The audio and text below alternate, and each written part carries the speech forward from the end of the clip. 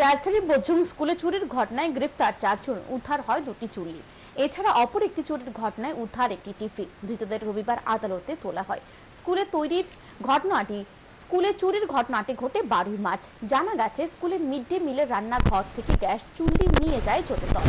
ঘটনার পূর্ব আগরতলা থানায় জানান প্রধান শিক্ষক। শনিবার লিখিতভাবে ফের জানান পুলিশ। ঘটনার তদন্তক্রমে প্রথমে সুনীল দেববর্মা নামে একজনকে আটক করে। তাকে জিজ্ঞাসাবাদ চালিয়ে নাগেরতলা থেকে চুল্লিগুলি উদ্ধার করে এবং আরো 3 জনের হদিশ পায়। পুলিশ বিজয় বিশ্বাস, গোপাল গুপ্ত ও ভানু দেবনাথকে আটক করে।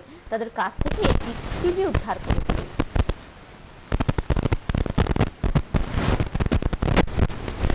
তো সেখান থেকে আমরা টিভিটা রিকভারি করেছি। যদিও টিভিটা মিসিং বা চুরির ব্যাপারে আমাদের রিটেন কমপ্লেন নেই, তাদের জিজ্ঞাসাবাদ করার পর আমরা জানতে পারি মানদাই থেকে কোথায় থেকে তারা চুরি করেছে। তো বিক্রি করতে পারিনি, তো সেটা আমরা রিকভারি করেছি।